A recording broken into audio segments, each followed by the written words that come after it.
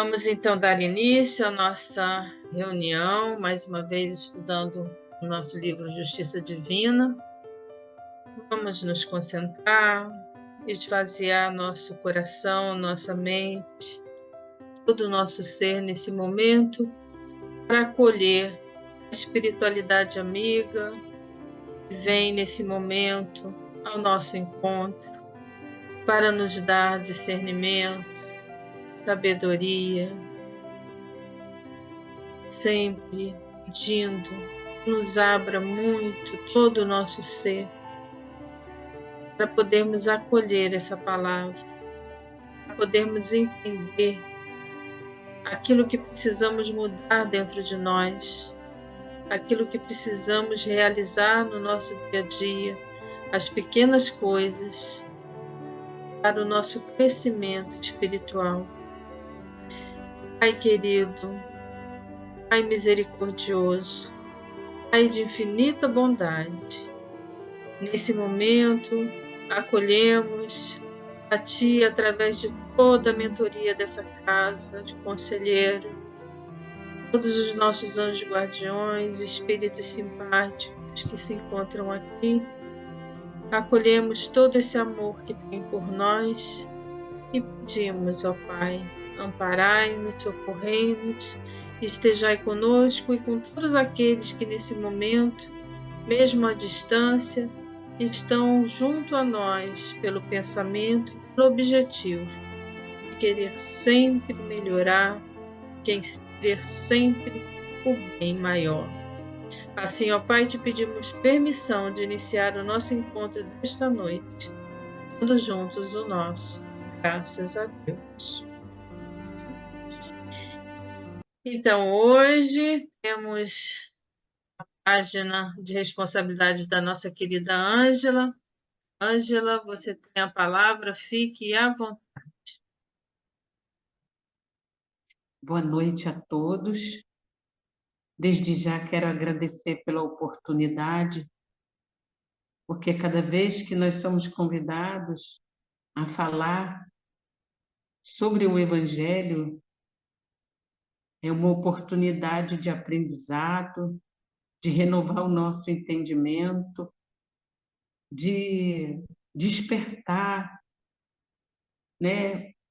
Olhar para que direção nós estamos caminhando. E nesse livro abençoado, maravilhoso, que é Justiça Divina, porque ele faz comunhão com um livro que tem me surpreendido muito. E como dizem, né, os mais sábios e os mais antigos da doutrina espírita, o livro Céu e Inferno, ele é pouco lido, pouco manuseado, e é um manancial de aprendizado maravilhoso. E a mensagem que nos está proposta a estudar nessa noite, do livro Justiça Divina, de Chico Xavier e Emmanuel, é a mensagem de número 34, que fala: lugar depois da morte. Então, vamos a ela. Essa é a reunião pública do dia 29/5 de 61, a primeira parte do capítulo 7, e diz assim a mensagem: muitas vezes perguntas na terra, para onde seguirás quando a morte vier surgir? Anseia de certo a ilha de repouso, o lar de união com aqueles que mais amas. Sonhos acesso à felicidade, a maneira de criança que suspira pelo colo materno. Isso, porém, é fácil de conhecer. Toda pessoa humana é aprendiz na escola da evolução e, sob o uniforme de carne, constrangida ao cumprimento de certas obrigações, nos compromissos do plano familiar, nas responsabilidades da vida pública, no campo dos negócios materiais, na luta pelo nosso próprio sustento. O dever, no entanto, é impositivo de educação que nos obriga a parecer o que ainda não somos, para sermos em liberdade aquilo que realmente devemos ser. Não ouvides assim enobrecer e iluminar o tempo que te pertence. Não nos propomos nivelar homens e animais com tudo, numa comparação reconhecidamente incompleta. Imaginemos seres outros de natureza trazidos ao regime do espírito encarnado na esfera física. O cavalo, atrelado ao carro, quando entregue ao descanso, corre à pastagem, onde se resfocila na satisfação dos próprios impulsos. A serpente, presa para cooperar na fabricação do soro antiofídico, se for liberada, desliza para a toca, onde reconstituirá o próprio veneno. O corvo, detido para observações, quando solto, volve à imundície. A abelha retida, em observação à cultura, ao desembaraçar-se, torna incontinente à colmeia e ao trabalho. A andorinha engaiolada para estudo, tão logo se veja fora da grade, voa rumo à primavera. Se desejas saber quem és, observa o que pensas quando estás sem ninguém. Se queres conhecer o lugar que te espera depois da morte, examina o que fazes contigo mesmo nas horas livres. Olha que responsabilidade, né? Que responsabilidade. A mensagem, ela nos fustiga ao autoexame.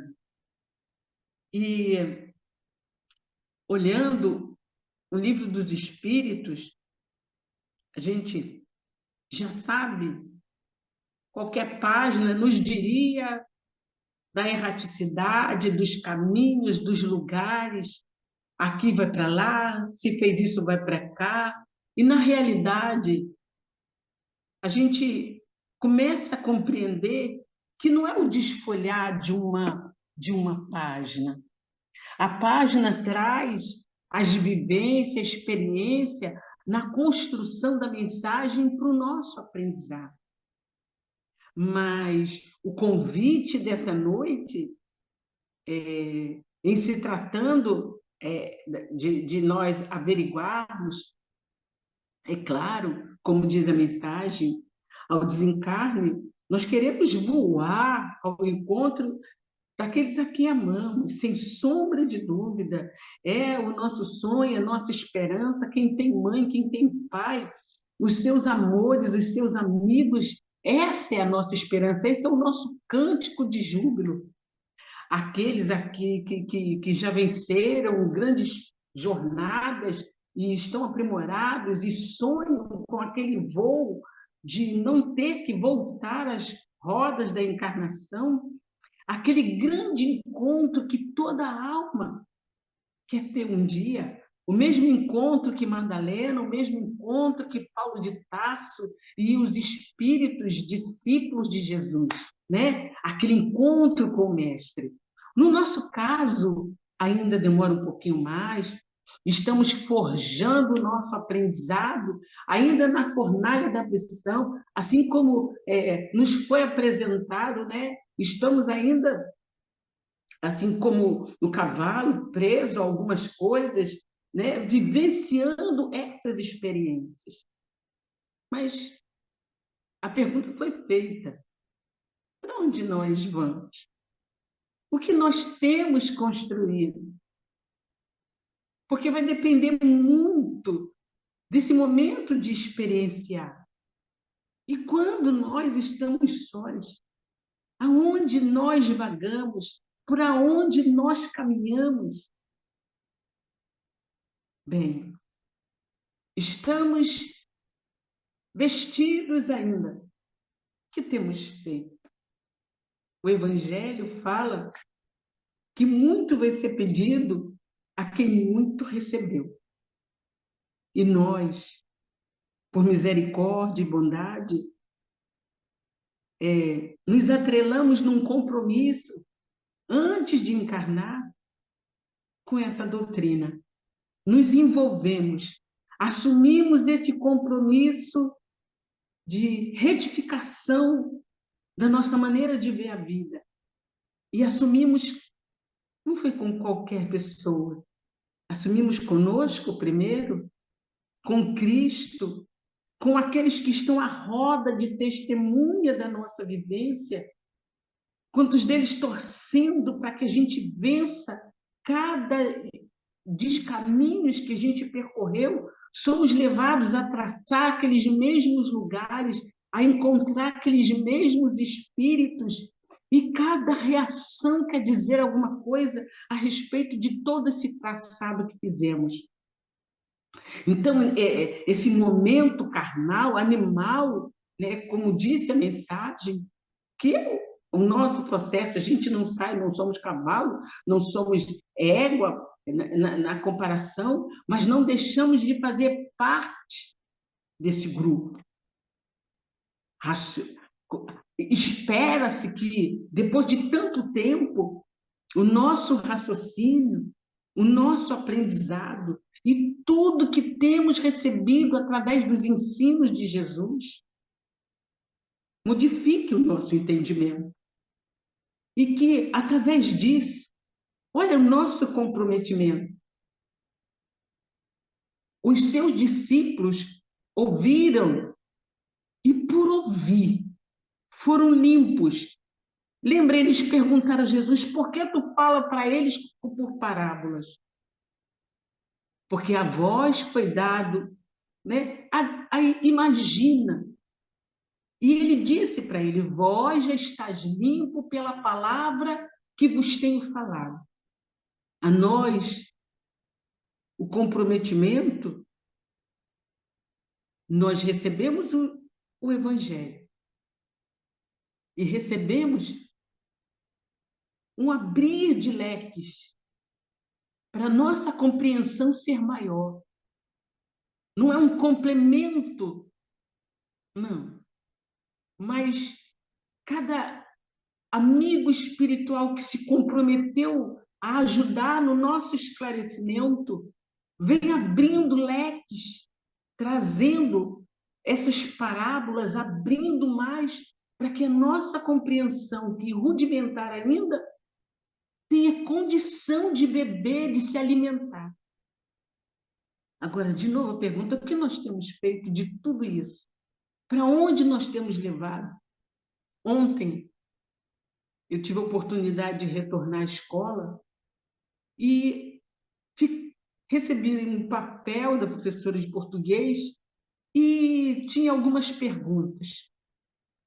E uma delas dizia o seguinte, por que você voltou à escola? Serve para nós. O que você tem feito com o que você tem aprendido?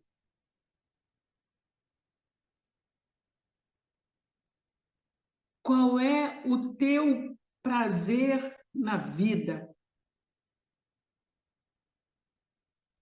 E o que eu achei mais interessante é o que você tem feito com o que você tem aprendido.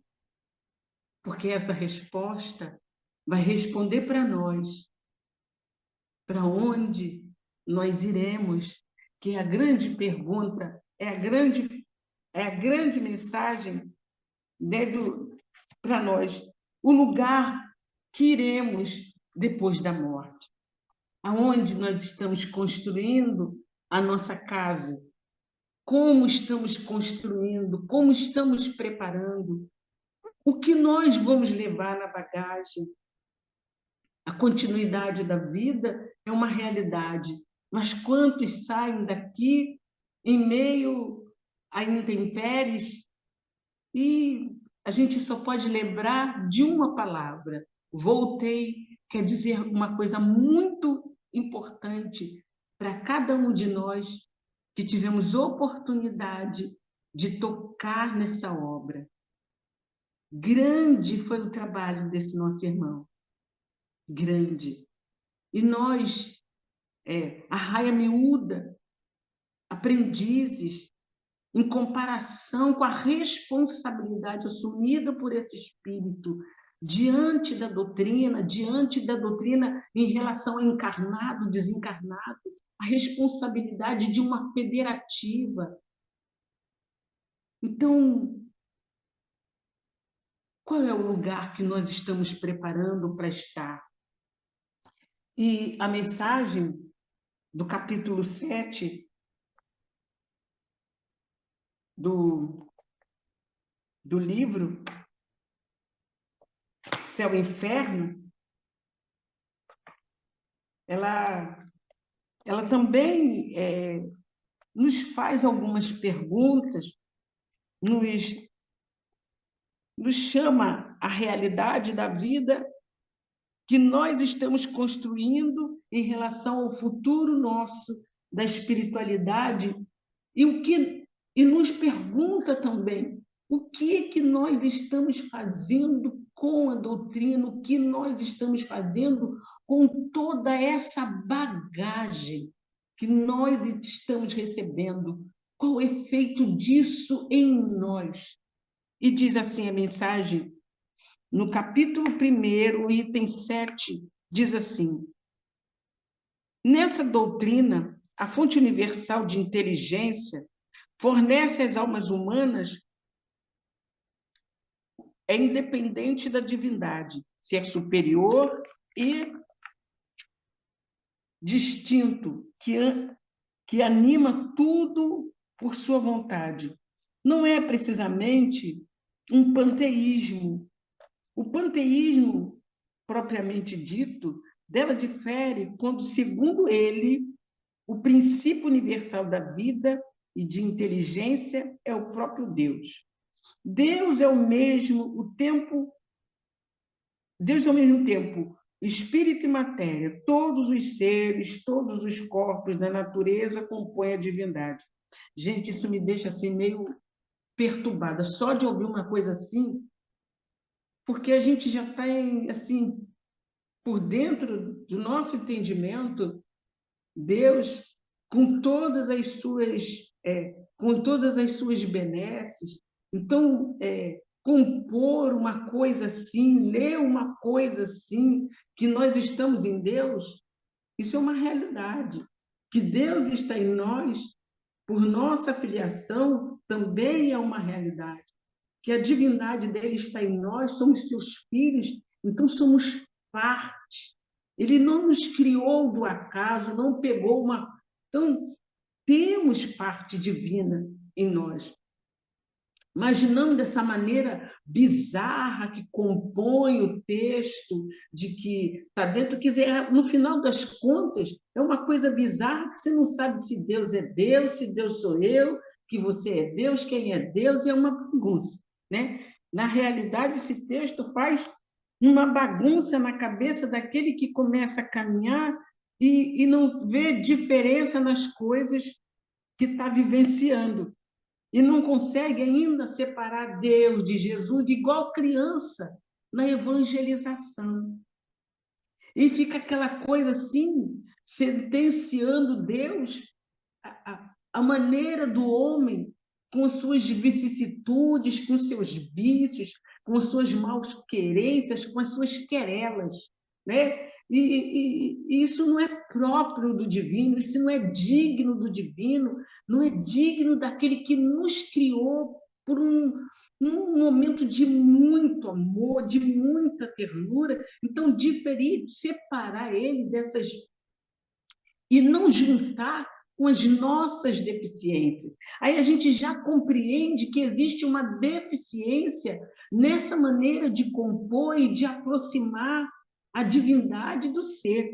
Só que o item 10 e 11 desmistifica e fala da realidade de Deus e da sua criação, de Deus e do homem. E diz assim: além disso, esse sistema não satisfazem nem a razão e nem as aspirações do homem, chocam-se, como se vê, com dificuldades insuperáveis, porque são impotentes para resolver todas as questões que eles de fato suscitam. O homem tem, portanto, três alternativas: o nada, a absorção ou a individualidade. E é claro, o Pai nos criou num ápice de amor, num momento insuperável, indescritível, nós não temos palavras. Com certeza, não temos palavras para descrever esse momento e essa ternura toda. Então, cabe a nós, aprendizes de tudo que Ele tem nos dado, concedido, amparado, iluminado, preparado para a nossa caminhada, individualidade que somos, alma que somos, e que Ele espera pacientemente que cheguemos àquele momento que os espíritos crísticos chegaram.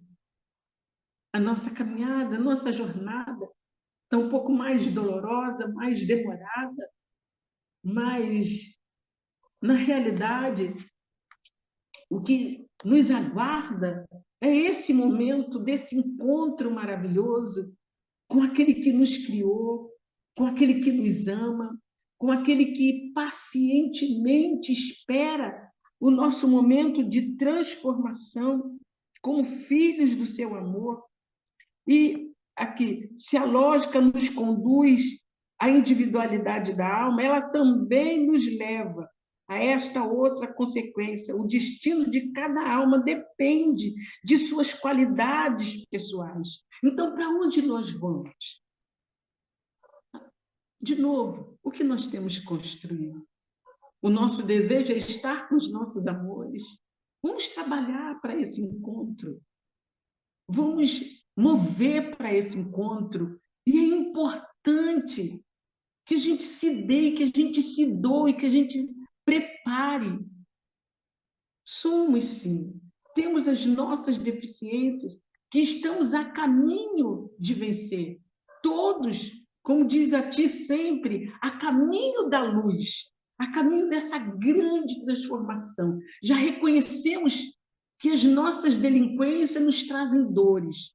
Estamos aprendendo a andar na direção dessa luz que tanto queremos, de transformação que tanto ambicionamos.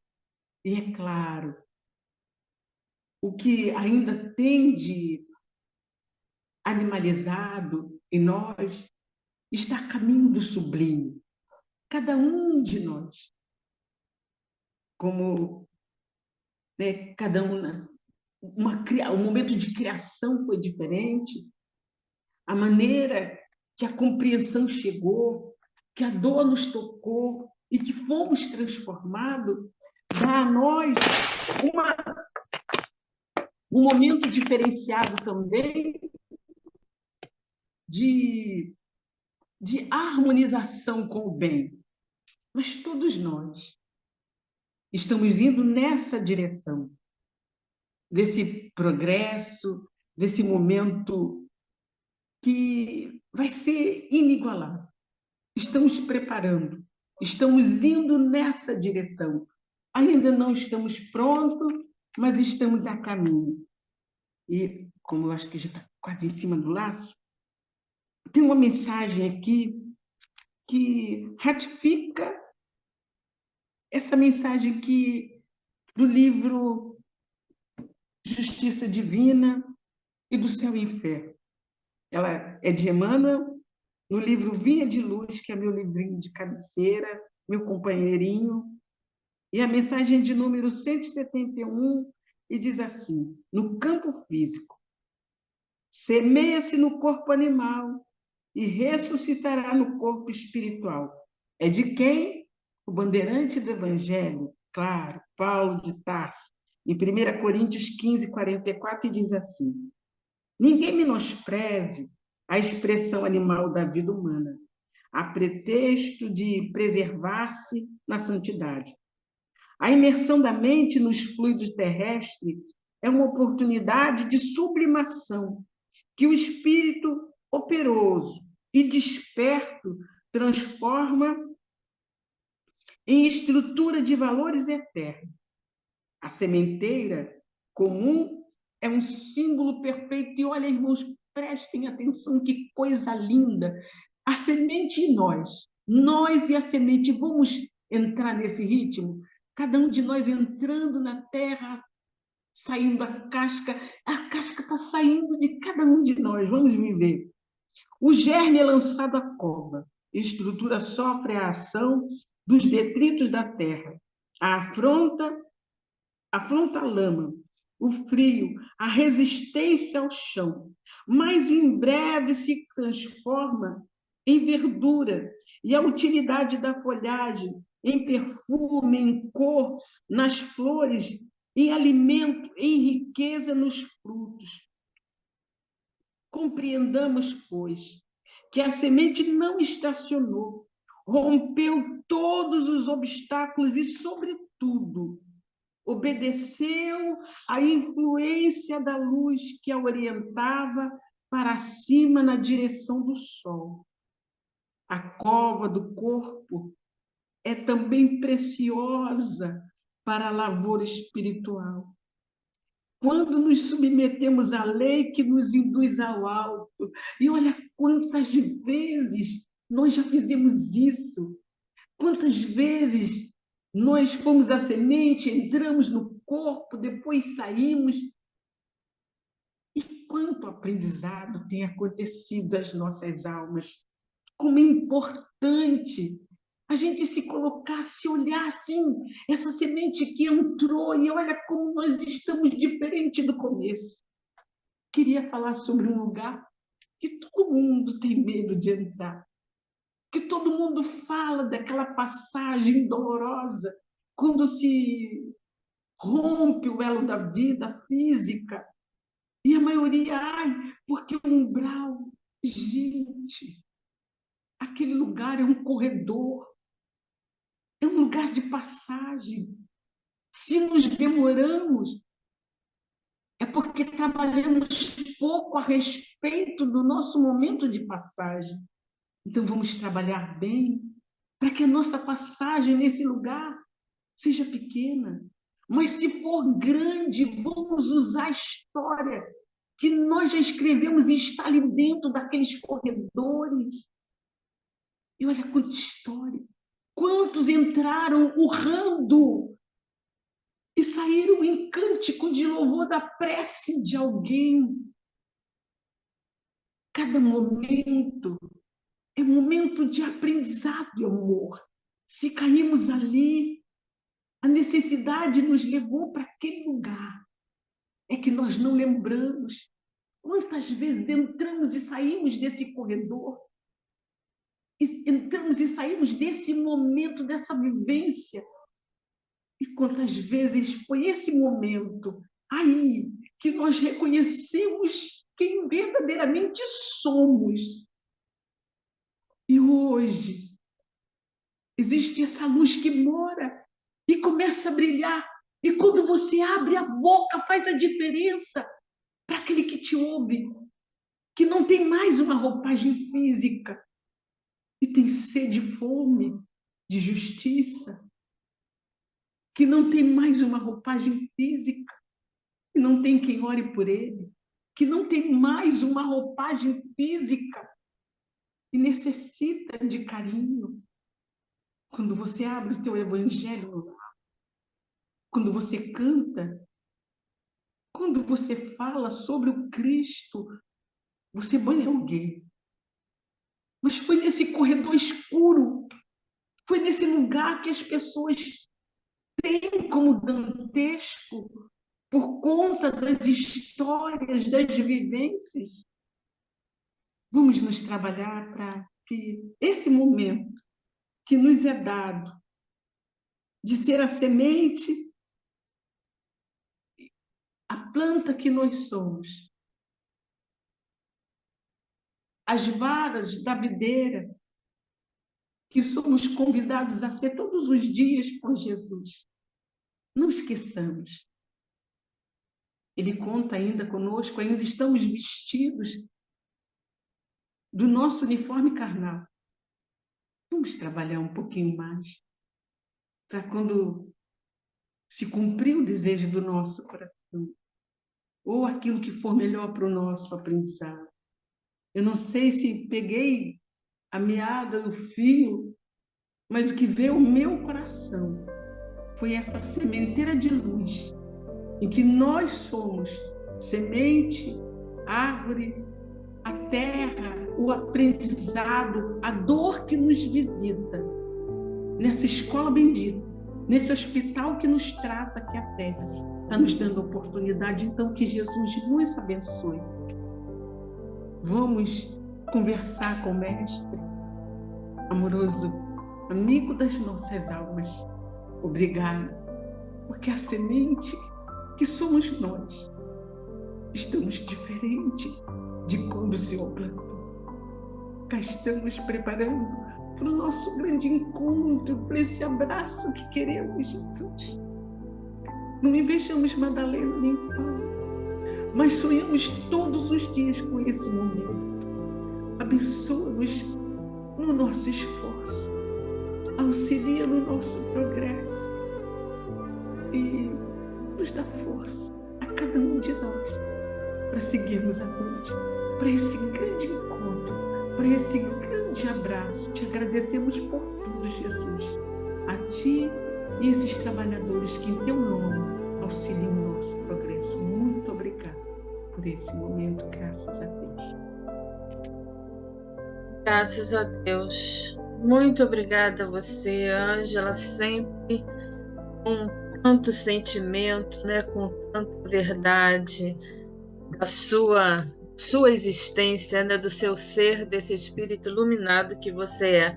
Muito obrigada mesmo. Você sempre nos deixa até emotivos, né?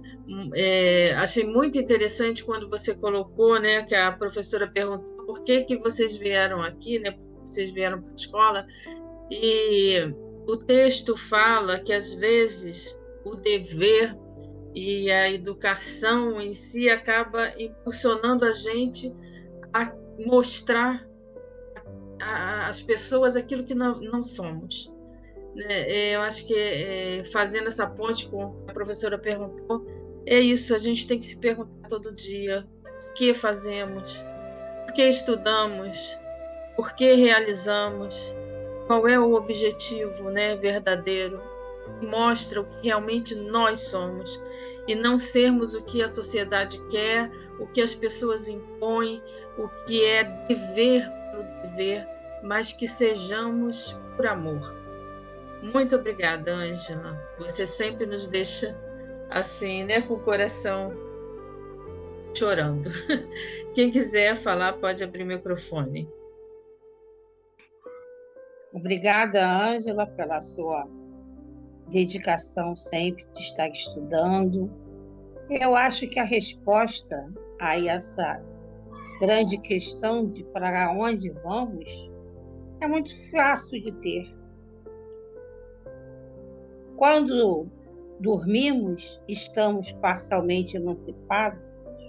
Todos os dias, às vezes até mais de uma vez por dia, né? Depende aí do cansaço de cada um.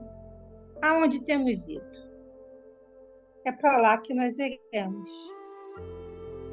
Porque é neste lugar que nós estamos sintonizados. Então a questão é muito simples. Quer saber quem você é? Quer saber aonde você estará após o desencarne? Observe aonde você tem ido, todas as noites. Com quem você tem estado? Você trabalha? Você estuda? Você colabora? Tá? Prestemos atenção nessa noite. Aonde iremos? E amanhã teremos a resposta dessa grande dúvida, que eu acho que é muito clara, pelo menos para mim, muito clara. E eu queria fazer uma ressalva quando você falou que o texto te deixava agoniada. Kardec estava explicando o que era o panteísmo. Para ele explicar o oposto, ele precisava de esclarecer o que é o panteísmo, né? A sua emoção te deixa agoniada, mas é necessário a gente conhecer. Pensávamos daquela forma. né? E hoje, graças a Deus, temos outra forma de encarar. Gratidão. Até o próximo estudo. Beijo. Bom, um minutinho. Ela tem Ângela, muito mais uma trabalho, vez, muito muito obrigada. Você é pura emoção, nos emociona. Você está no nosso coração. Beijos até semana que vem. Boa noite a todos, uma obrigada pela noite de oportunidade. paz para todos nós. Tchau, boa noite. Muito feliz.